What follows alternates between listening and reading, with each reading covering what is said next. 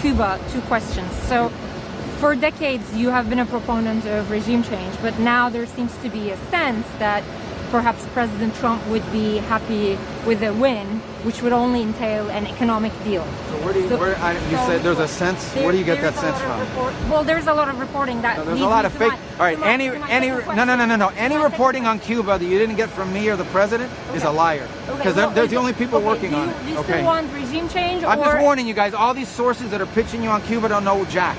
Okay? They're not in the mix. Okay. I promise you, they don't know what the hell's happening. Regime change, or would you be okay with an economic deal? What do you mean an economic deal? Look, Cuba's economy needs to change, and their economy can't change unless their system of government changes. It's that simple.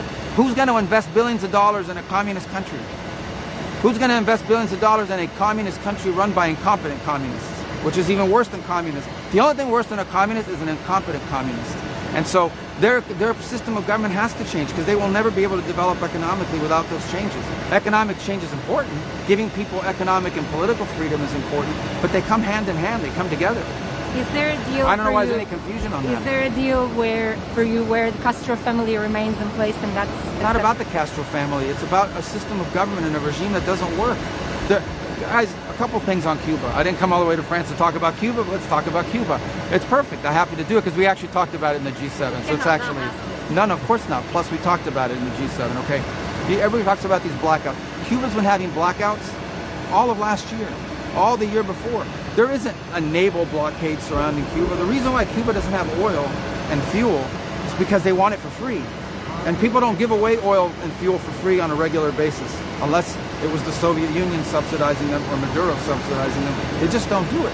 They may get a shipment here or there now and then, but not enough to sustain their country. Okay, so the reason why they're having that's why they don't have fuel, and the reason why they're having blackouts is because they have equipment from the 1950s and 60s that they never maintained or kept up. Okay, but ultimately the reason why Cuba's a disaster is because their economic system doesn't work.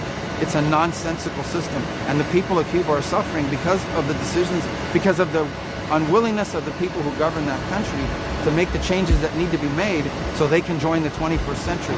It is sad that the only place Cubans can only be successful if they leave the country. That's a very sad thing.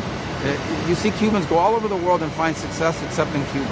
That has to change, and for that to change, you need to change the people in charge, you need to change the system that runs the country, and you need to change the economic model that it's following. That's the only way forward if Cuba wants a better future. We've expressed that clearly and repeatedly over many years, and maybe now there's an opportunity to do it. We'll see.